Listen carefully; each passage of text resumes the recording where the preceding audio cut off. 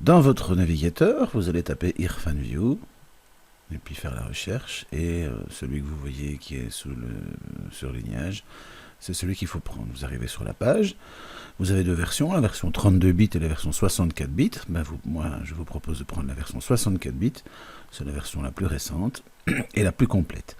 Quand vous avez cliqué, il permet de télécharger le fichier. Une fois qu'il est téléchargé, vous l'installez. Alors, on va mettre aussi le programme en français, donc on va aller chercher dans les langages, l'installeur de langage français, qui se trouve là. Quand vous cliquez, ça le télécharge. Vous l'enregistrez sur votre ordinateur, et une fois qu'il est téléchargé, vous l'installez. Une fois installé, on va faire le réglage juste après pour pouvoir avoir tous les menus en français.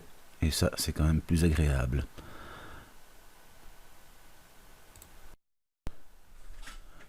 Pour changer la langue du programme, il faut aller dans Options, et Options, il y a Change Language, et vous changez le langage, et donc vous êtes sur le anglais, et vous passez sur le français, appuyez sur OK.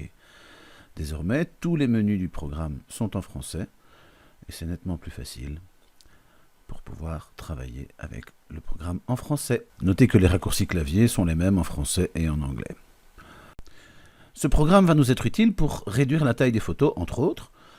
Alors, on est dans un répertoire, j'ai un répertoire de photos que j'ai téléchargé, je les ai toutes copiées dans le répertoire Photo HD et j'ai créé un second répertoire Photolite.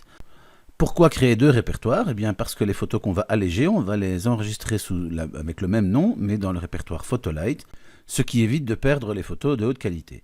Quand j'ouvre une photo, je vais dans Images, Retailler, rééchantillonner, c'est CTRL-R comme raccourci clavier, et ça reviendra plusieurs fois dans la suite. Dans le menu qui s'ouvre, je vois que la photo a une certaine taille et je vais la retailler en 640 x 480, ce qui l'allégera énormément pour être sur Internet.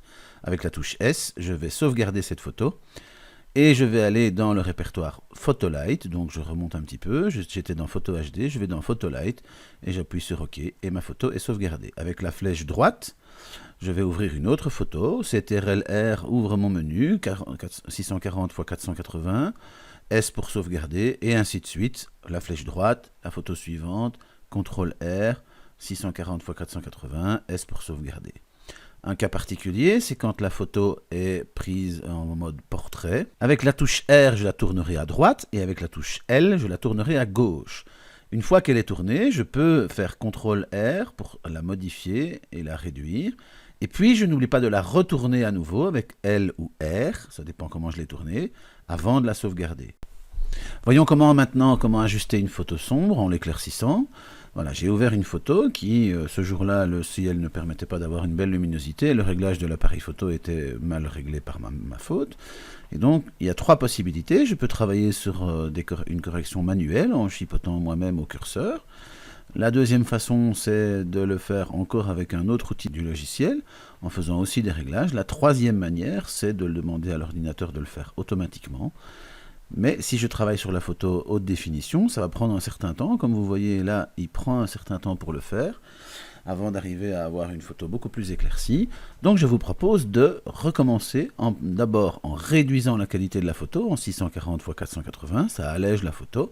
Et puis si j'utilise de nouveau cet outil réglage automatique, ça se fait instantanément.